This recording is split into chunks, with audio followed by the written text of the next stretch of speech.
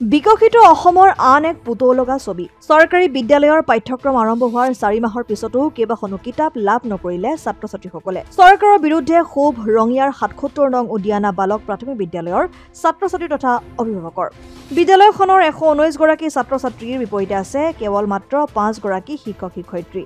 পাঠ্যক্ৰম আৰম্ভ হোৱাৰ 4 মাহৰ পিছতো বিদ্যালয়খনৰ দ্বিতীয় শ্ৰেণীৰ ছাত্ৰ-ছাত্ৰীসকলে গণিত অসমীয়া আৰু তৃতীয় শ্ৰেণীৰ ছাত্ৰ-ছাত্ৰীসকলে পৰিৱেশ অধ্যয়নৰ কিতাপ লাভ নকৰিলে যাৰ বাবে বিদ্যালয়খনৰ ছাত্ৰ-ছাত্ৰীসকল উন্নত মানৰ শিক্ষাৰ পৰা বঞ্চিত হৈছে বিদ্যালয়খনত অভিভাৱকসকলে কিতাপ বিচাৰি এতিয়া হাহাকাৰ লগাইছে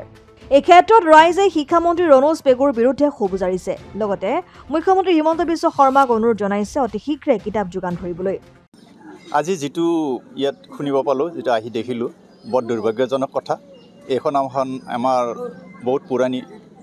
1928 চনৰ প্ৰাথমিক বিদ্যালয় ইয়াত আজি আহি দেখিলো যে আজি পৰ্যন্ত কি ল'ৰা ছোৱালীয়ে কিতাপ পোৱা নাই গণিত অসমীয়া পৰিৱেশ এটা মেইন সাবজেক্টে পোৱা নাই কাৰণ এটা পৰীক্ষা গুচি গ'ল আৰু দ্বিতীয়টো পৰীক্ষা আহি পাইছে গতিকে কেনেকৈ কিতাপ নোহোৱাকৈ এটা পৰীক্ষা পাৰ কৰিলে আৰু দ্বিতীয়টো পৰীক্ষা পাৰ কৰিব বৰ চিন্তাৰ বিষয় গতিকে এইখন চৰকাৰে ডাবল ইঞ্জিনৰ চৰকাৰখনে যে সাধাৰণ এলপি স্কুলৰ কিতাপ যোগান ধৰিব নোৱাৰে এইটো বৰ দুৰ্ভাগ্যজনক কথা গতিকে আমাৰ এই স্কুলবিলাকত কি পঢ়ে আমাৰ সাধাৰণ নিম্ন শ্ৰেণীৰ মানুহখিনি ল'ৰা ছোৱালী ইয়াত পঢ়ে এই নিম্ন শ্ৰেণীৰ ল'ৰা ছোৱালীখিনি এইকাৰণে পঢ়ে তেওঁলোকৰ প্ৰাইভেট স্কুলত পঢ়াব সক্ষম নহয় গতিকে আমাৰ এই ল'ৰা ছোৱালীখিনি কি ইয়াত চৰকাৰী স্কুলত পঢ়ি এনেধৰণে কিতাপ নোহোৱাকৈ অন্ধ হৈ থাকিব নেকি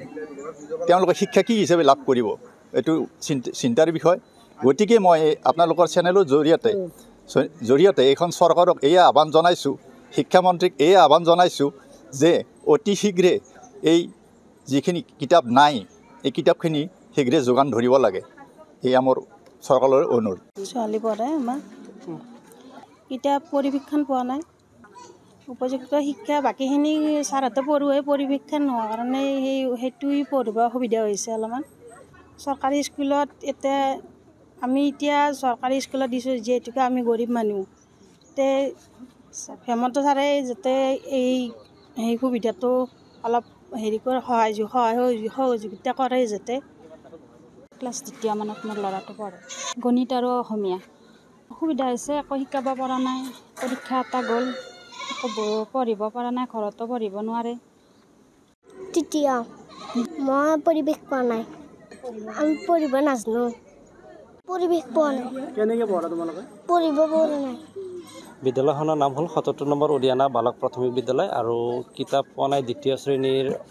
গণিত আৰু অসমীয়া আৰু তৃতীয় শ্ৰেণীৰ পৰিৱেশ অধ্যয়নখন পোৱা নাই যোগাযোগ কৰিছিল নে হয় যোগাযোগ কৰা গৈছে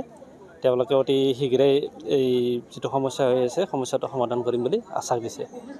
এই স্কুলৰ দ্বিতীয় শ্ৰেণীৰ অসমীয়া আৰু গণিত পোৱা নাই তেওঁলোকৰ এটা পৰীক্ষা গুচি গ'ল আৰু এটা ছেপ্টেম্বৰ মাহত আহি পৰিছে গতিকে আমি গাৰ্জেনবিলাকে কেনেকৈ তেওঁ ল'ৰা ছোৱালীক পঢ়ুৱাম আৰু কি কৰিম আমি উপায়হীন হৈ আমি আজি নিউজত দিব লগা হ'ল যেহেতু চৰকাৰে অলপ গা লৰে ৰঙিয়াৰ পৰা আইনাল হুছেইনৰ ৰিপৰ্ট অসম আদিত্য এনকেএছ হুণ্ডাইলৈ স্বাগতম নৰ্থ ইষ্টৰ প্ৰথম GDSI 2.0 ফিচাৰ্ছ ডিলাৰ হৈছে এনকেএছ হুণ্ডাই অত্যাধুনিক সা সুবিধাৰে তৈয়াৰী most আপডেটেড হুণ্ডাই ডিলাৰ এতিয়া ডিব্ৰুগড়ত আমাৰ এনকেএছ হুণ্ডাই ডিলাৰত open sales consulted room customer ৰুমৰ লগতে পুৰণি গাড়ীৰ এক্সচেঞ্জ ফেচিলিটিও ৰখা হৈছে ইয়াত সেলছৰ লগতে সাৰ্ভিস সেক্টৰৰ সুন্দৰ সুবিধা আছে প্ৰয়োজনীয় সকলো এডভান্স টুলছ হুইল বেলেন্সিং এলাইনমেন্টৰ অত্যাধুনিক machine post hydraulic lift fully trained man পাৱাৰৰ লগতে nitrogen gas filling facility fully automatic car ৱাছৰ ফেচিলিটিও আছে লগতে এনকেএছ হুণ্ডাই ডিলাৰে কাস্টমাৰ সকলৰ সুবিধাৰ্থে মোবাইল সাৰ্ভিস ভেনৰো ব্যৱস্থা ৰাখিছে য'ত হাইড্ৰলিক লিফ্ট ৱাছিং facility wheel balancing tyre pressure check কৰাৰ লগতে বহুখিনি সুবিধাই উপলব্ধ আছে এনকেএছ হুণ্ডাইলৈ আহক আৰু সুবিধাসমূহ গ্ৰহণ কৰক